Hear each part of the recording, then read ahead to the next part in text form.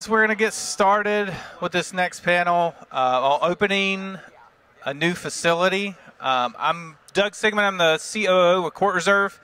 So we're a club management software. I've been with them quite a while. Seen a lot of pickleball clubs open up over the last several years. So what we're going to do first, I'm going to give everyone a chance to introduce themselves. We're just going to go right down the line. Give us about 60 seconds, not a lot more, about who you are, what you do, all that fun stuff. We'll start this way and go that way. I'm Sarah Ansboury. I'm the managing director of the Professional Pickleball Registry. Work with coach certification, and I still play on the tour for the PPA Tour. My name is Luke Wade. I started a sports league about 12 years ago. It's had over 100,000 people play in Kansas City, and then I built a software behind that and opened my own facility. So I'm here representing Facility Ally, which is a consulting and software management group. All right, my name is Devan Egan. I'm with Club Pickleball USA. We're the #1 club in the country on Duper. I have 3 locations in Utah, and I also founded Club Pickleball Mastermind. We run a mastermind group for club owners that are spread across the country. We have over 100 club owners that are part of the private group that we network with and connect with every month. Cameron Linder, CEO of Pickleball Insurance Program. We are historically the largest insurer of bowling alleys in the country, and we've now set up a separate vertical explicitly for pickleball clubs. And from our perspective, when you talk about insurance, bowling alleys, pickleball clubs, it's really the same thing. Large buildings, sporting injury risk, and in many cases, food and alcohol. So there's nothing we haven't seen. And obviously, any of you opening up a club, it's great to sell a product that you're required to have.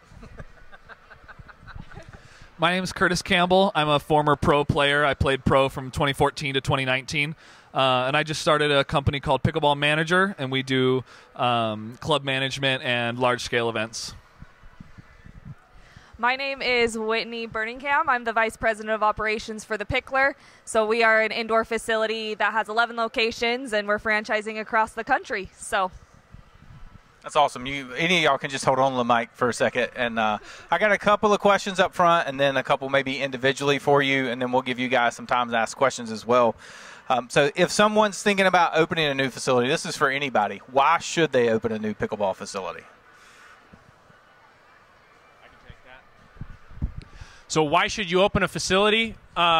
I think it depends on what your purpose is. A lot of people open a facility because they want to provide something to their community. I've found a lot of people that are charitable, they own a building, and they want to provide an amenity to their community. But I think for most of us, and for me personally, it was also a venture to make money. The only way that you're successful in the pickleball club business is if you can build and craft a model that obviously exceeds your expenses. And probably the biggest challenge that anybody here or anyone across the country would come across is managing those expenses when you get into a building, whether you're going to build up from the ground or you're going to go and repurpose existing space. The one thing that I would recommend to you is that you watch your expenses very closely, because if you get in on a bad lease, if you overpay on payroll, if your maintenance, if your insurance, if your taxes, whatever your expense deck is, if it's too high, then when it comes down to monetizing your club and you go to your audience, your prospects, and you say, it's going to cost X a month or X an hour to play at our facility, if your expense deck is too high, then eventually your customer's going to say, oh, I'm not going to pay that. I'd rather go play for free when the fair weather is around or at a public, court. And I think that pickleball is so accessible that you have to satisfy the need in the marketplace, provide an excellent product, provide an incredible player experience, but you have to do it at a low enough price that's tolerable to your audience. Excellent. Anybody else got any feedback? Why should someone, if I wanted to open a pickleball club, why should I? Well, I think everybody's going to be different, right? I think the wrong reason is just to make money. I've seen a lot of that where people are just like, hey, pickleball's hot, let's go make money, and it doesn't work. You're definitely going to spend way too much money because you're not meeting the needs of your actual demographic. Every city, every community is going to be different, and so some may want a food and beverage concept like chicken and pickle. Some may want a membership concept. You really need to look at, why do you want to open the facility, you personally? Because if you do it to make money and it gets hard, you're probably going to quit. So you really need to find your why, and then you really need to get the community feedback of what they actually want. And at the end of the day, you're just solving a problem, and it's around pickleball. So really looking at your why and then what you're trying to solve the problem is the number one thing. Awesome. Love it. Anybody else? All right, here, I got a follow-up question for that then. Why shouldn't I open a pickleball facility? If I'm sitting in the audience and I'm thinking about it, why shouldn't I? I think he honestly kind of said it. It shouldn't be about I got to make money, because you see so many companies fail and places struggling because they don't come with the organization behind it. They're not looking from a structure perspective. I've talked to many, when I consult with a lot of companies, about 5 out of 10, it's just, I love pickleball and it's going to be okay. Where it's not about, hey, how are you going to make your day-to-day programming work? How are you going to employ staff that is going to fulfill those needs? How are you going to sustain any of those? What are your primary focuses?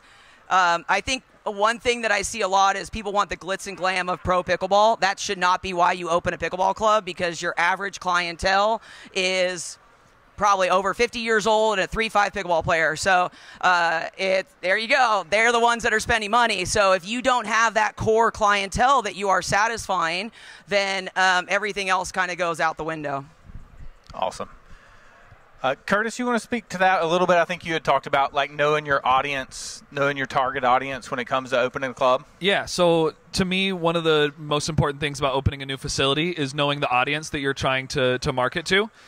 So if you're, opening a facility with a lot of courts, then you have to target a lot of people and offer different services, different styles. If you're opening 1 or 2 courts, then you need to make sure you have the amenities for the people that want to reserve 1 court at a time or 2 courts at a time.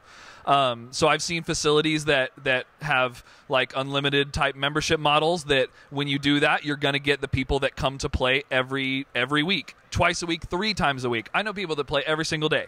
So if you offer an unlimited membership, you're going to get the people that want to come and play every day. So you have to be prepared for that. If you want the people that come once a week, then you need to offer a membership model that services that. And you need to be expecting enough people that are all coming about once a week, maybe twice a week. Maybe they don't come some weeks. But you need to know kind of the people in that area that are going to want to come to your facility and then offer the services that will work for them. And it's hard to do if you're like, well, I want to service everyone. I want to service the people that come every single day and want ball machines and want teachers.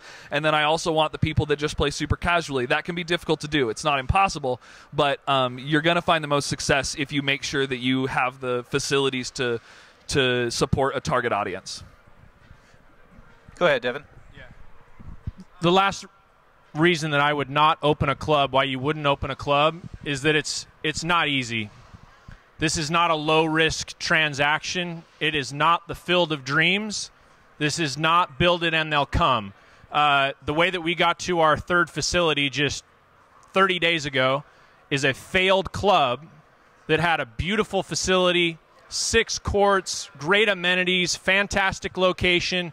They had no system in place for marketing.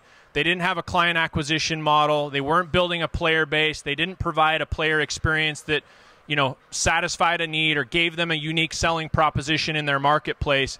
And I would just caution you that unless you have those things dialed in, you probably shouldn't do it, because it's a high-risk transaction, and you have to know what you're doing, because I think one of the next waves or the next phases of the pickleball club space is acquiring space that underperformed, wasn't able to cover their nut, didn't make it, didn't survive, and God bless those people. I hope that's none of you, but that would be the reason that I would discourage some people, is you may not be outfitted to run a club. You may not have the expertise or the background, or you may not have the relationships and the partnerships that you need across marketing and just good business practice to make it work. Great, that's great. Whitney, I see you nodding a lot. Do you want to add to that? Yeah, so when you asked your first question of why open it, I said you shouldn't. So good follow-up question. But to everyone's point, it really is not just an open and they'll come, to use Devan's words. That does not work. We tried that with our first location in Utah. It was built and then nobody came. And it was summer in Utah, so nobody was going to play inside anyway. So luckily we've had 3 years to kind of figure it out and figure out how to sustain during the slower seasons, and that's different across the country when your slower season and when your busy season will be. but there is so many little things that go into opening a club before you even open your doors, and then so many little things that go into the operations of your club and into the marketing of your club and the sales of your club after you are open.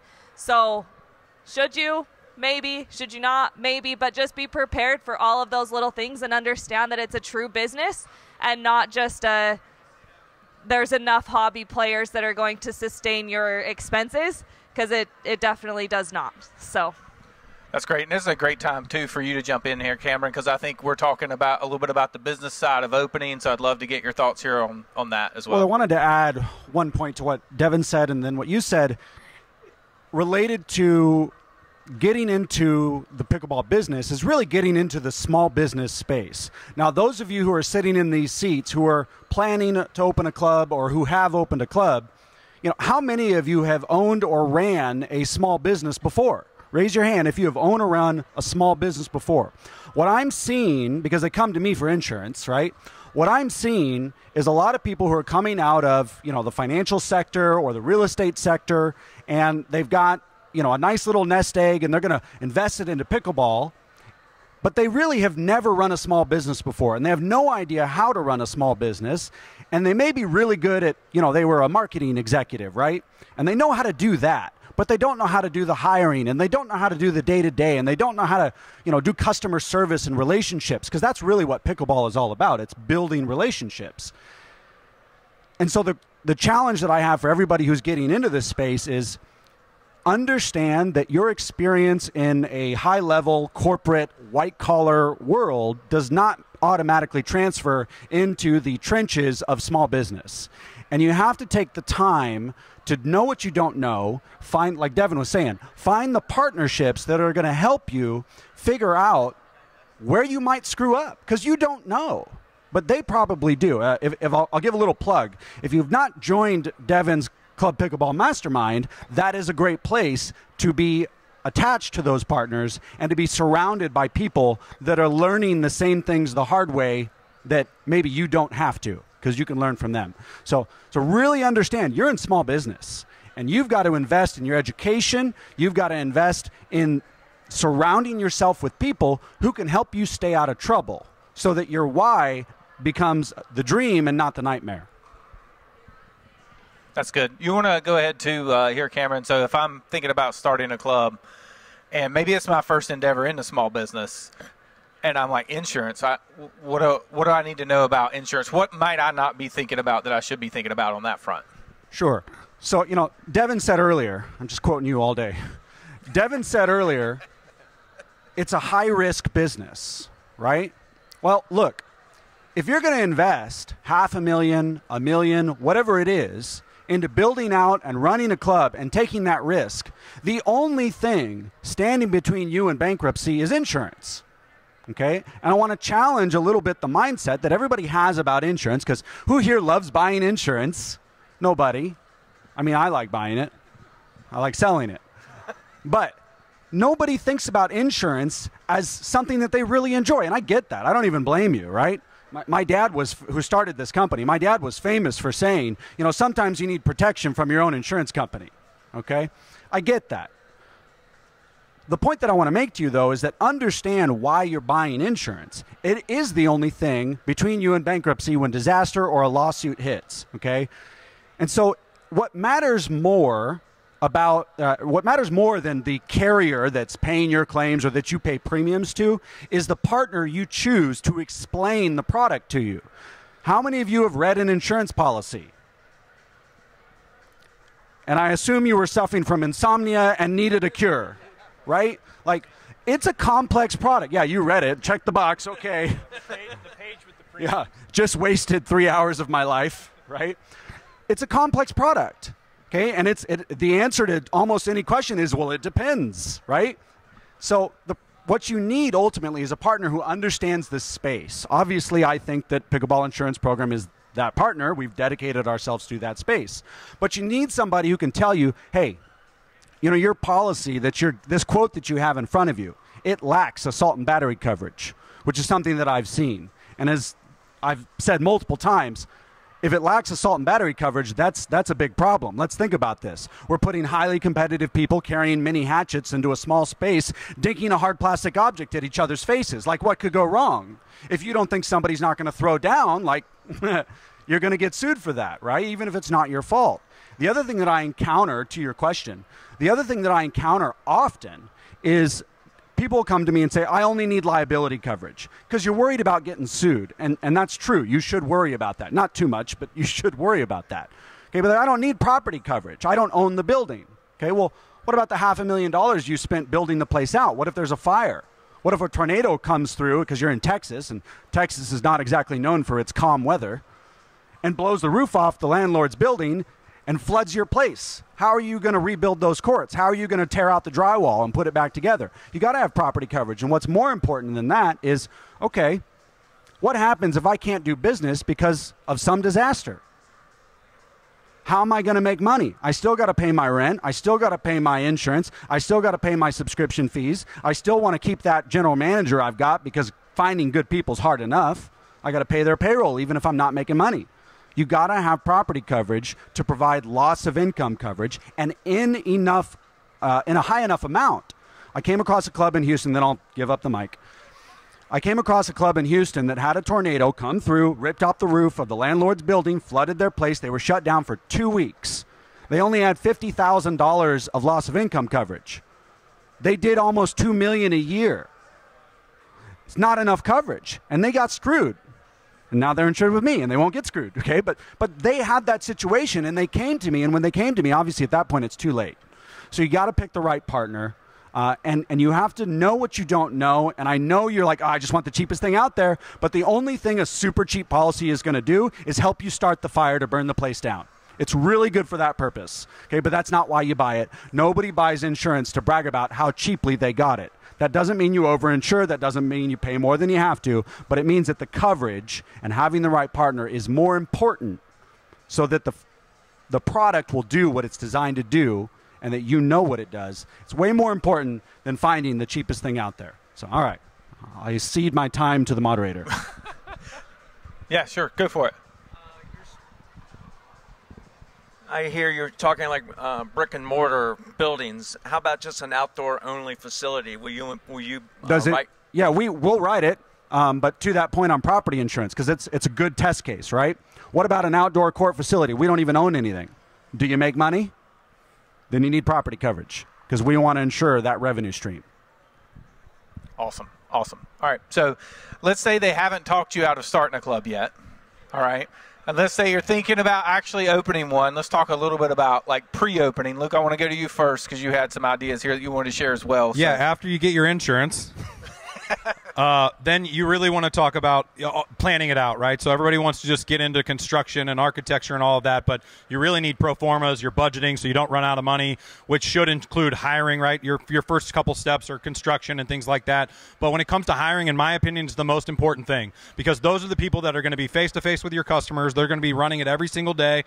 You're probably going to be a part of that team, so hiring is really, really important, and using that with your pro forma is important, because how much you're going to pay them. So building out an org chart to say who's going to be doing what, how much are they going to be paid is really, really important, so you can identify those things, and then making sure you're hiring the right person. This all goes back to your why as well. So if you have a great why, you want to be pitching that to everybody you're hiring to make sure they believe in the same why that you do. Otherwise, you're going to start rowing in different directions. So building out your org chart, financials, those sort of things are really, really important. And then pre-opening is one of my favorite things to talk about. How do you open the door with guaranteed revenue and already money coming in the door? So founding memberships is one of my favorite ways to do this. Start selling that super early, start building up hype, start collecting email addresses, all these different things to pre-open, in my opinion, starts as a rocket ship from the day you open the door. I worked with a facility that sold $60,000 in pre-opening founder memberships, so they opened the door with $60,000 day one. So who doesn't want to do that? So those, in my opinion, are some of the most important things. Awesome. Anybody else want to add to that? I'm going to agree. My big thing is hiring is your number one. If you don't have good people that, one, can work as a team, who have had experience in this types of things, I see a lot of people hiring people with no experience. They love pickleball, or they know a little bit. Something, even we talk about insurance, coaches also need insurance. So you have to look at when you're hiring, if you're going from a teaching perspective, which lessons make money, programming makes money, clinics make money, like those things. So you want to make sure that you're bringing in those people. So you have to look at if you have a full-time hire that you are going to supply their insurance, or a part-time hire that they need to be insured. I know a lot of coaches or people out there that tell me that they work for clubs, they have zero insurance, they have nothing in there. If an accident happens when they're on the court, it is the club that is going to pay for it as well as that coach, because there's no coverage there.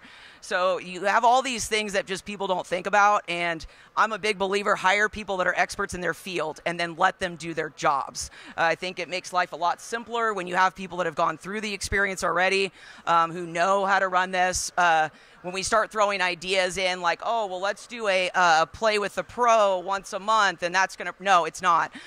You need, like, consistency that you can rely on with staff that's going to stay there, not staff that's going to leave in a month because another club opened up down the road or they're bored. So you've just got to hiring is my biggest thing, because I've had so many hires that I regret hiring without – enough experience or people skills or the ability to work with other people. They may be very talented at something, but if they can't work with others, it's the down to your facility.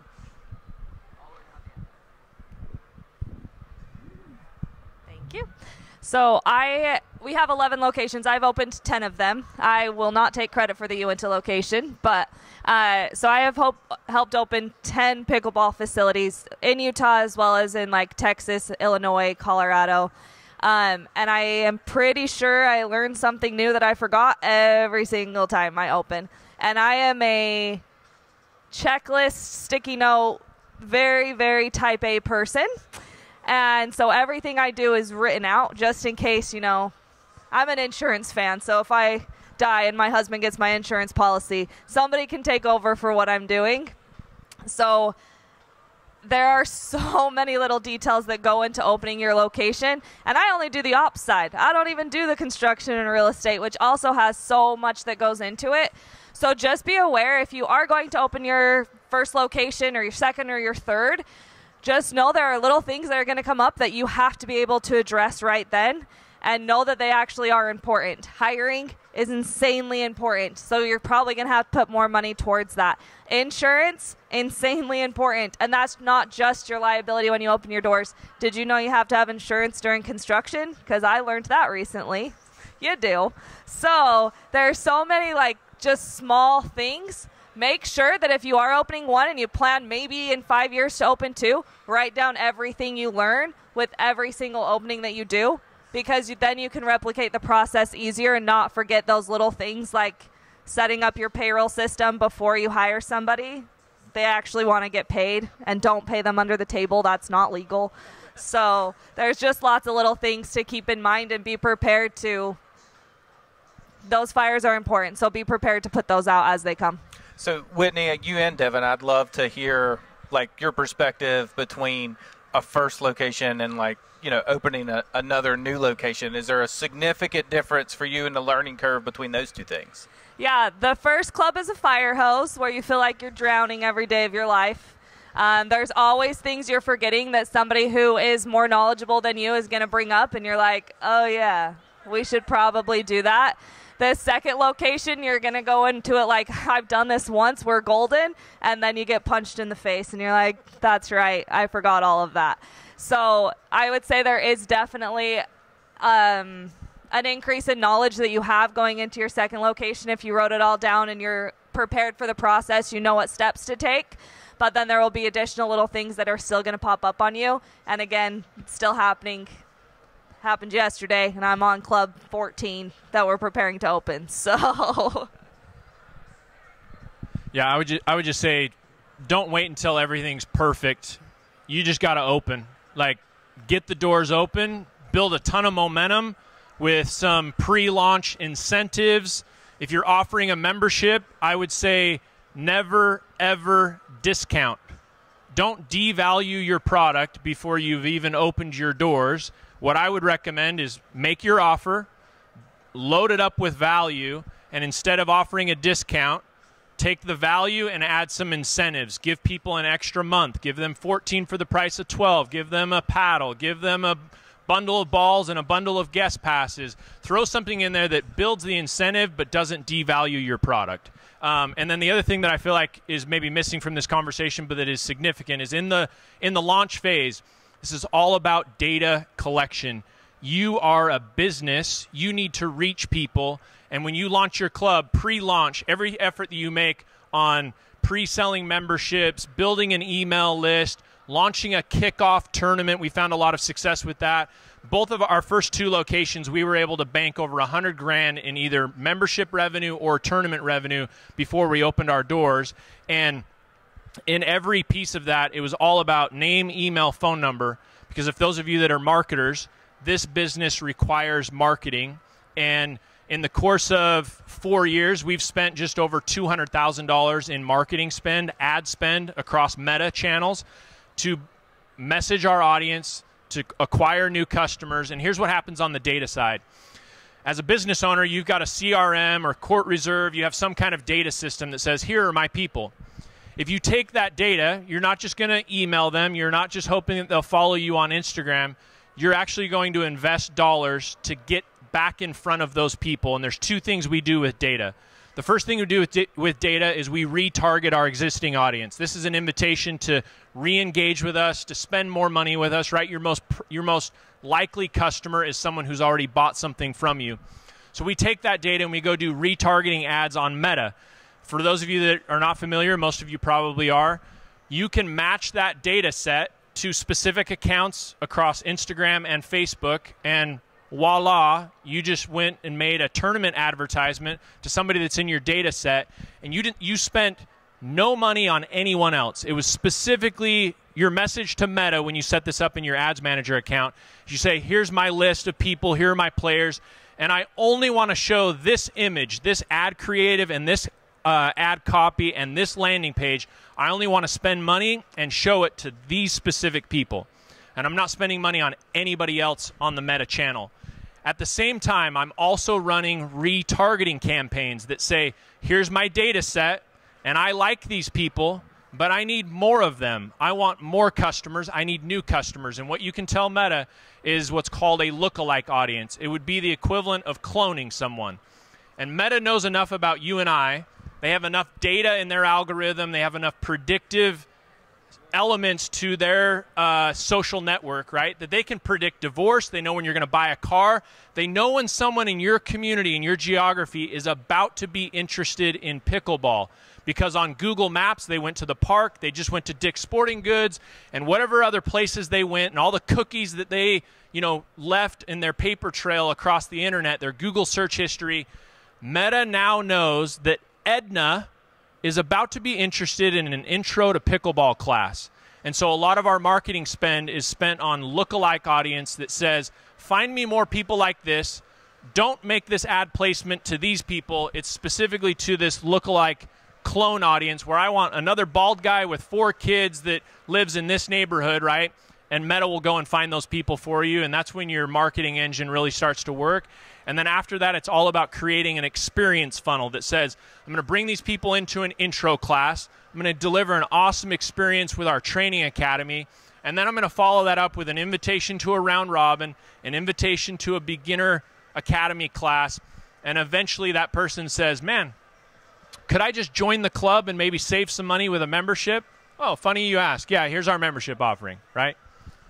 Yeah, that's great. That's actually kind of where I wanted to go next was as we funnel in new people, looking to bring new people into your club, what's that look like from the programming side? What things are most effective for bringing in new people and retaining them? I think the targeting audience is actually very key. It's a great thing to bring up because you have to know you're the one person that's showing up Monday, Wednesday, and Friday. That's your biggest star. That means that you're building off of them to bring in more people. The biggest thing that I hear clubs do when they're introducing pickleball, because we're also looking at facilities that have multiple sports as well. So they think about just that opening and just like, okay, we're going to have a grand opening and an intro to pickleball, and we're going to bring in 100 people, and those 100 people now need somewhere else to go. So when you have them with their pickleball 101, you need a 102 and a 103. You need those next progression stages.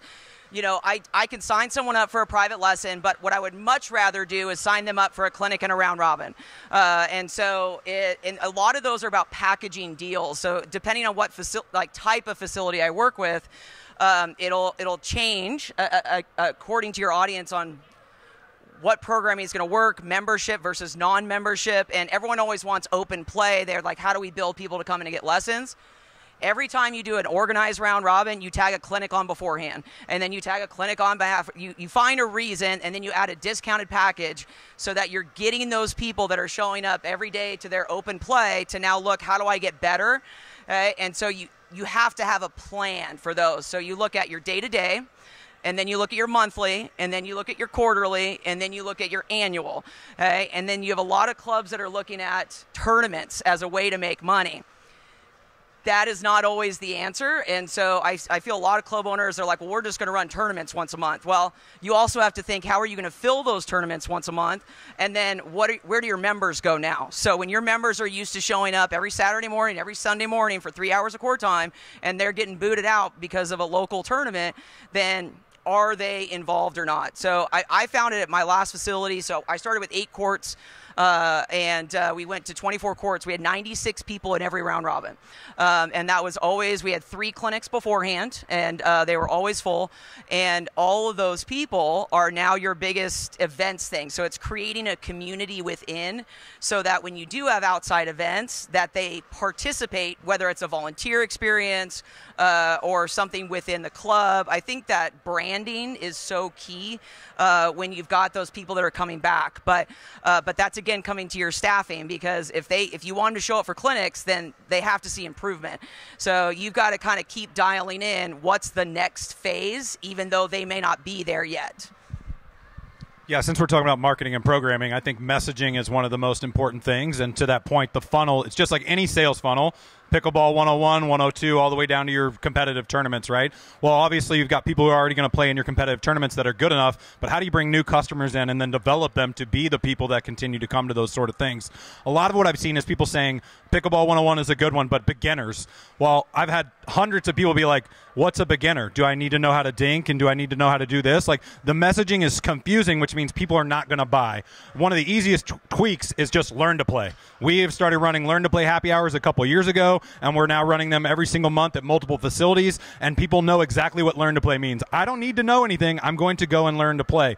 And the other side of things is making it social and fun, because that's mostly what people at that stage are looking for, so we call it a learn to play happy hour. And so that has been really, really successful. We sell every single one of them out, and then guess what the next step is? Join one of our social leagues, or come to this next clinic, or come to Pickleball 102. So the point of planning all those things out is really, really important, but I would really focus on your marketing message. The other side of things, the the Facebook marketing, amazing. The audience targeting, definitely do that. You want to make sure your pixel's on your website, because then you can use that to retarget as well. But the other thing we've seen great success is pickleball groups. So you may say, well, there's already a pickleball group in my area. Who cares? Guess what? They started with 0 5 years ago. We started when there was already a pickleball group with 2,000 people, and now we have 8,000 people and they have 10,000 people. So people are going to be searching for those sort of things either on Google or on Meta, and they're going to find you, and you're going to build that community. There is strategies around managing those groups, but you really want to use that to build a community, because that's another way to find new people. So those would be some of my tips. Yeah, I'll just add quickly to that, which is programming is your competitive advantage. It is your unique selling proposition. If you think about your competitor, which is in most cases, unless you're in Utah where there's like 7 clubs every in every county, but which is great. We love Utah. Programming is your competitive advantage.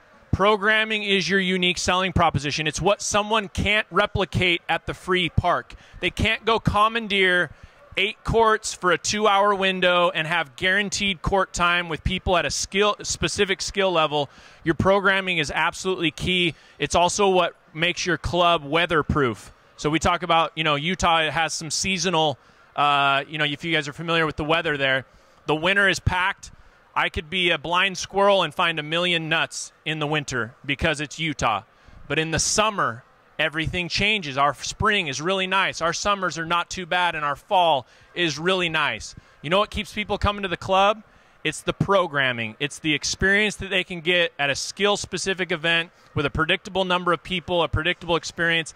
That's when they're willing to trade their money for an experience instead of going to the park. Anybody want to add to that? Good. Whitney does. This kind of goes off of Sarah, but we like doing the stacking of the clinics. Another thing that is fun to watch is if you put like a 3-0 round robin or a king's court and then also have like a 3-5 or a 4-0 one at the same time. Then you watch all of the 3-0s watching the higher levels, and then they go walk to your front desk and say, how can I get to that level? And you just sold that person on clinics, private lessons, and all of your other programming just because they got to see what they could potentially be by putting another programming at the same time with higher skill levels. Great. Cool. I have one more question I want to ask you guys, then we'll open it up here. And that is, what is the one partnership? What's the one thing that if I'm thinking about opening a pickleball club, I should have this in my mind and I need to go find this help, this person, this thing, this software, insurance, whatever it is. If I'm looking for like one piece of advice, I need this partnership, I should start looking for it. What would it be? Only one? Well, I'm sure there's a bunch, but I want to give these guys plenty of time to ask questions so we can come back to more. I'm going to do 1.5. Go for it. The first is an incredible software platform like Court Reserve. It doesn't have to be Court Reserve, but we do love Court Reserve. So that would be item number one. And the half to that is marketing, marketing, marketing. You have to have a great marketing partner. If you don't know how to spread the word, if you don't know what a pixel on a website is, if you don't know what retargeting and lookalike audience and how to run campaigns and how to run an ads manager account, then just mark your calendar, because eventually the people will stop coming. And if you don't have a constant way to create new customers, your most loyal people, the people that are in the local Facebook groups that you think play 4 or 5 times a day and are just going to be a slam dunk, there's no question they're going to join our club, they'll actually be some of the people that never join your club. Not because they don't like you, and they'll come to your grand opening, and they'll high-five you. This is amazing. It's so great what you've done for the community. I'm a 5-0. I play 3 times a day, but I'm not going to join your club. Okay, I don't rely on you. I don't need you, because I have a marketing engine that feeds my funnel, and I deliver a pickleball experience that is predictable and that gives a new customer that has never played before in a learn-to-play environment. And I gave them an experience funnel that eventually leads them to the path of, I'm going to join as a member. And if they never join, no problem, because our visitor rate is reasonable. We make have a great revenue stream on the visitor side. But I would say a software platform that's super reliable and dependable, and then a really robust marketing strategy and partner. Awesome. You can guess what I'm going to say. But actually, first, I want to agree with that, because that's your offense, right? You got to have offense if you're going to continue doing this, and if you're going to have a successful club and actually, love what you do. And that offense is dependent on a lot of what Devan just said. What I'll add to it that isn't self-serving is get yourself a small business group, okay? I'm going to plug Devan's again. Get yourself surrounded by other people that are going through the same things you are, so that you can learn, later. So that you can learn, be encouraged, and have a, look, one of the most lonely things you can do in life is go be a small business owner. And so even for your own emotional well-being, get yourself in a small business coaching group. I'm in 2 personally that are unrelated to insurance, but Devan's is a great one. Find yourself that community. And then with all this offense, yes, I am going to say find yourself an insurance partner that really knows what you do and that can coach you through how to avoid other people's mistakes. Because what we in the insurance business do is deal in everybody's mistakes and having to put them back together. So real quick tidbit on that. Before you sign your lease, send it to me, even if you're not my customer, because I see some really stupid things in leases that I want to coach you out of, okay? Because guess who gets to deal with it when there's a lawsuit? I do.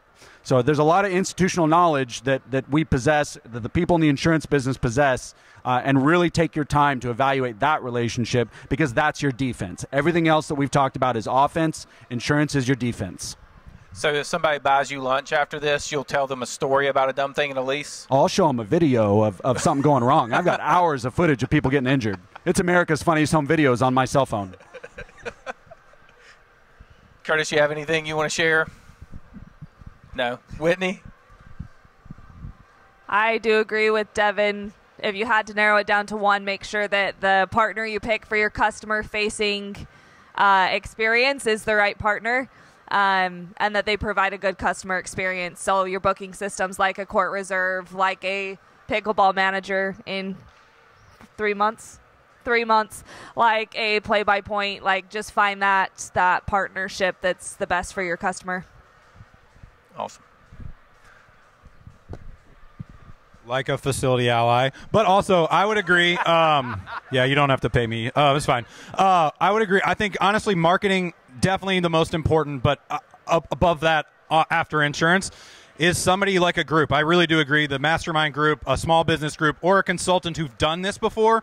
Because if you're going to market and bring people in, you need the right people to manage them. You need to make sure you can open with enough money to be able to manage it all. And that comes from planning way before you start marketing, way before you need software. So I really do think a group that's done it before, a consultant to help you walk through all of those things, is the number one thing. Because like you said, you may be great at marketing, you may be great at hiring, but you're not going to be great at all of it. And so you really need those insights of people who've done it before. So I highly recommend hiring a consultant or working with a mastermind group to really help coach you through that. And they're going to help you find the right marketing systems, the right software, the right other things. So I think it really is just surrounding yourself with people that believe in what you believe, that want to make you successful as well. So real quickly right here, how many of you are like owners of your business, own a small business of some sort?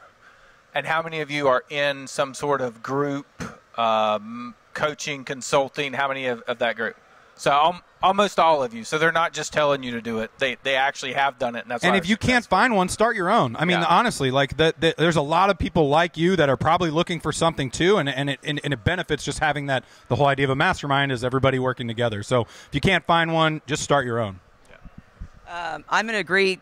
Hire a consultant, please. I beg of you. Hire someone that knows how to do this. I find it really interesting that most people that hire our consulting group are experienced owners and club managers. They're not new club owners. I'm floored how many new club owners don't reach out and hire someone to help with all these things.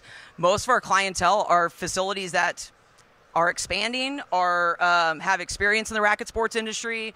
They're adding pickleball as an element, and so they, I mean, that right there shows you good success.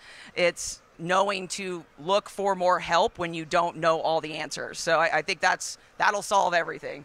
So the people who've done it long enough to know that they don't know. Yep. Kurtis down here on the end. Yep.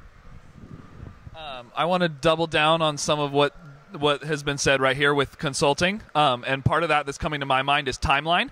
So when you're opening a new facility, you're talking about construction, we're talking about all these things, right? You don't want to be 6 months behind what you initially thought. And I guarantee you'll be behind.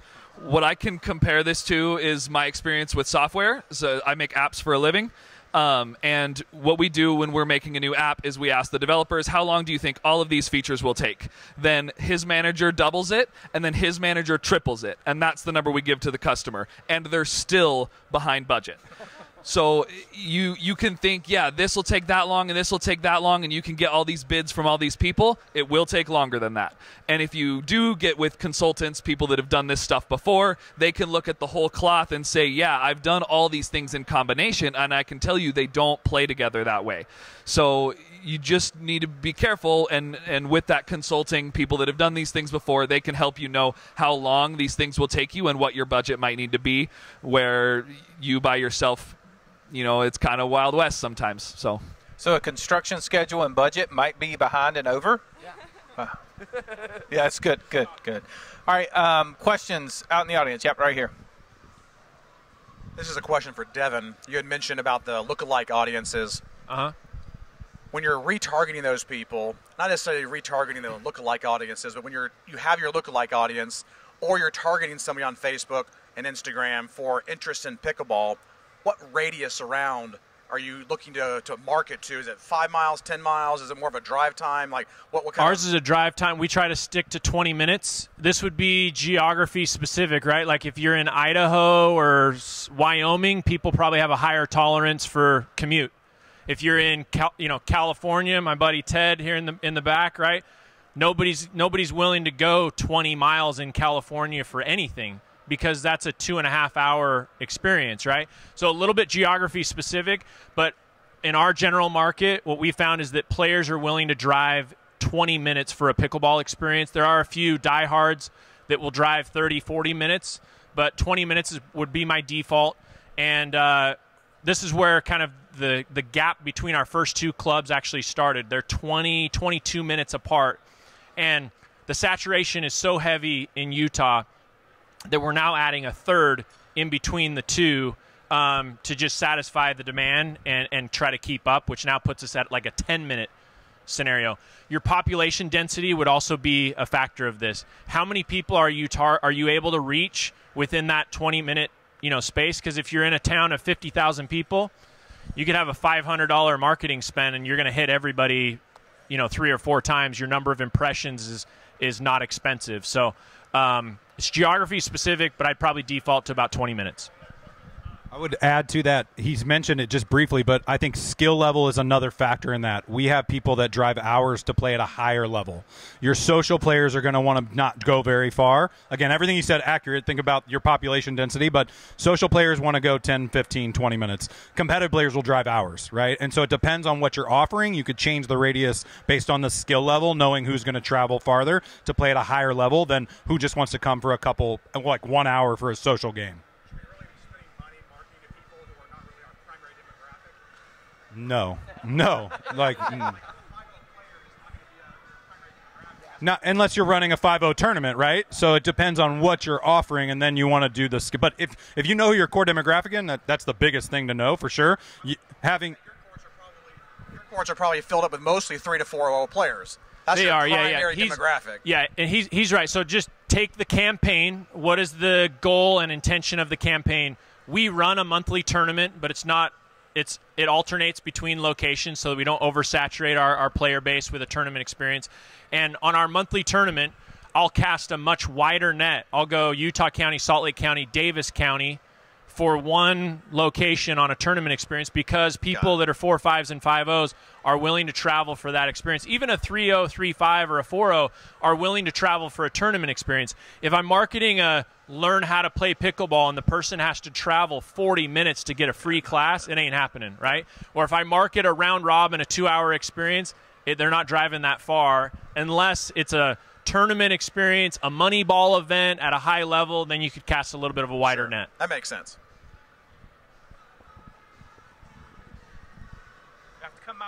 You get to stand up.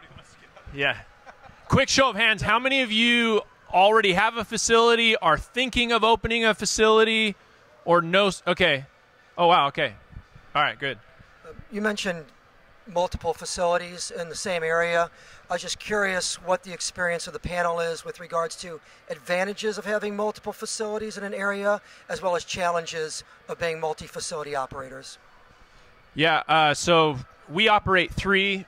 Picklr has 11. I don't know the base of the rest of the panel here, but I would say the advantage is that you get overlapping benefit. That my Orem people can also visit my Sandy location, who can also visit my Midvale location, and I think the challenge of being a one-off operator, if there's a competitive advantage that the Picklr has, nationally speaking, it's that. Or even in a state scenario, it's that their people can play wherever, whereas if I'm a single location operator, I have to have other competitive advantages over the Picklr, right, if I'm going to compete with them, because the multi-location thing is a big deal for our people. They love, when we launched our second club, it was all about dual club access. With this membership tier, you get access to both clubs, or now all 3 clubs. And some of the reason that it's now challenging to enter the marketplace as a club owner is that there is a competitive landscape, and if you're not first to market, then you get second dibs on all of the audience or the players in that area. So I think that having multiple locations is a benefit. It can also, if you make the wrong deal, if you do the wrong transaction, one club can negate the profits of 2 or 3 good clubs. So don't just expand to expand. You got to have the same core disciplines that you had in place on the first one. If you have parked on the north dock, you need to move your car immediately. Do you want to add to that whenever he's done reprimanding whichever one of you parked there? It was definitely a small business owner who parked there. So if you are parked on the north dock, you need to move your vehicle immediately. To kind of go off of what Devan has said a couple of times, I think deciding whether to open up your second location has a lot to do with the marketing side of things as well. So can your radius even take that? Like the Midvale location is perfect for them because there is that need. Like there is that need, so you're not oversaturating and you're not taking from your other locations. But if you are going to open a location where your facility needs every person who plays pickleball in that area, you should not open another facility. You should not open one close enough to your location that it is going to take those members. So you need to be very aware of your population. First off, what is just the straight population of the area you want to pull from, but then also your population of pickleball players, because those are very different numbers depending on where you are at and what your pickleball demographic is looking like. But if they can be supported, then a second club has so many benefits that Devan pointed out, but be very, very aware of how many pickleball players and how many what is your population in the radius so that you don't overextend your pickleball players, and not even just your club but other people's clubs as well. So great. Awesome. Questions?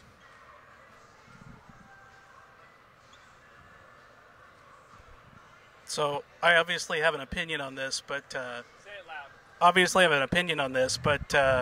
At what point would you involve somebody who's opening a new club? At what point would you involve someone who is in branding? Strategy, messaging. Immediately. Okay. Come see me. So, yeah, if you're not aware, so Facility Ally, we actually, oh, you're branding.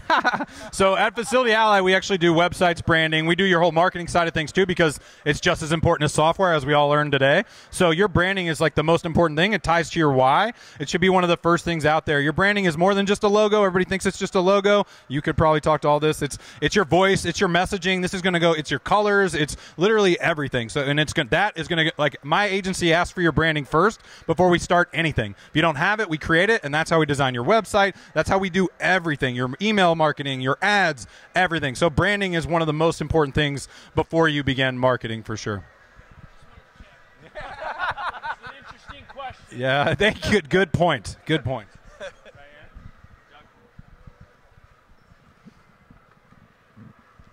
My question's more on the operations side with like scheduling. You guys are talking about programming, right, and now how that's the big competitive advantage between them.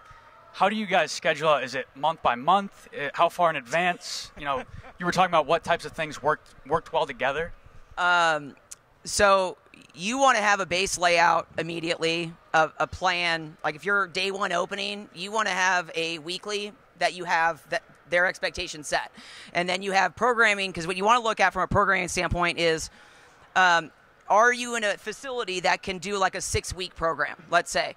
Or are you kind of more like they could probably do one clinic at a time. So that's going to depend on like your location, a member versus non-member, also a staffing, because the big thing that I see when facilities struggle, they can't staff the programming.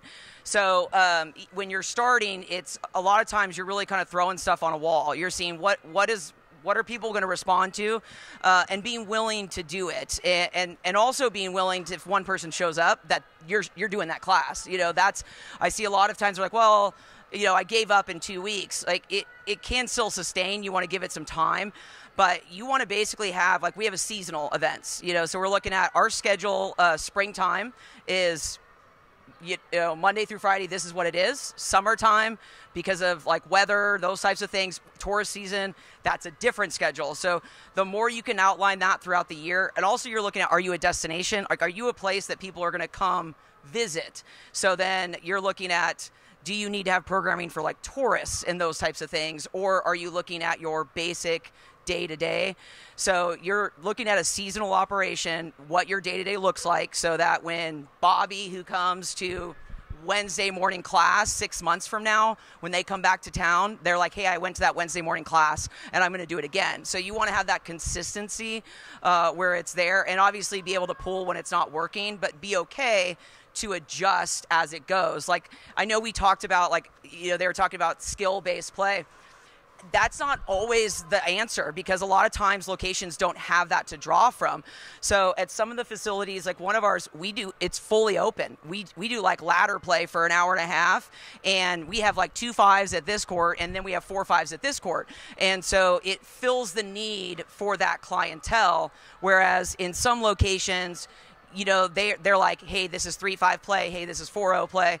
So you really want to break down all of those elements when you're building a program, but consistency is key when it comes to programming. You want it to be fairly consistent in like one time of the year versus another time of the year, so that you're not making too many changes right out the gate, but it's available to people as much as possible. But I can't say enough, staffing. People put programming out there without recognizing they need staff to cover it. So recognize, like, the other things to kind of look at too is depending on your courts. Like if you have 6 courts, you don't have a lot of choices when you're doing like round robins and those types of things. So we do see it at some facilities where they have a teaching court, and then the rest are open for reservations or classes or anything. And then you have some that are like we don't allow our teaching during our round robins. None of our staff is allowed to schedule any lessons because we want as many courts as possible during our round robins. So those are just all little things that you do want to be aware of, but just flat out consistency. I think 9 out of 10 of my clients, we just do programming for them because it is different compared to, do you have multiple sports there? Do you have a fitness element to it? Do you have a gym? Do you have another club? Do you have members only, non-members only? Is it open? I mean, there's so many things that you want to look at that's going to make it. So a member price versus a non-member price is super key because it incentivizes them to join and those types of discounts. But consistency is the best I could say. That's like to make it clean. I would just say that consistency also makes your marketing easier. You're not having to change your marketing every week because you're changing your programming. So if you plan something out, market it, see if it works. If it doesn't, then change it up and be consistent with that. The other thing I would add is just being flexible to say, hey, here's the schedule, or this is what we anticipate will work, and then you just got to be nimble and able to adjust. To give you one brief example, my first 2 clubs, 20 minutes apart. The experiences and the schedule of the programming at each of those clubs are wildly different, just 20 minutes apart from each other. One is right next to Utah Valley University and Brigham Young University. The other one is right in the heart of, heavily populated, heavy retirement age, a little more income area. And so the contrast between the two is my 9 to midnight stuff in Orem near the university, 100 players in drop-in from 9 to midnight at night. Up in Sandy, they won't play that late, and the programming is actually more during the day with these retirement age groups. And so you got to cater to your audience, and with that I'll have a little asterisk. Let your players influence, don't let your players dictate what happens. I consulted with a club about 30 days ago, and they're like, it's not working, what's wrong, we're not profitable, this is this is a bad scenario. And I'm like, okay, tell me about your programming. They had open play, which with their membership was free. They had open play in prime hours. And I'm like, well, okay, we're going to change that. Oh, no, if we change that, our players are going to revolt. All right, well, your players are either going to revolt or you're going to go out of business. So take your pick, because you've just occupied the most valuable time in your calendar for free open play. And they're like, well, that's when the players told us they wanted it. And I'm like, okay, but well, yeah, of course they do. And they also want to play for free. So, right? So let them influence, don't let them dictate. We want to cater to preferences. And then to back up Sarah's point about people running events, we've basically said if an event doesn't have someone in charge of it, if there's not an ambassador, then just cancel the event, because eventually people will stop showing up. You need someone in charge. You need someone that's reliable, someone that is going to run a great experience and welcome those people to the club every single week or every day that that event is running. And that's what will keep that programming alive. All right, thanks. Let's give the panelists a hand. Thanks so much for coming. Appreciate all of your insights.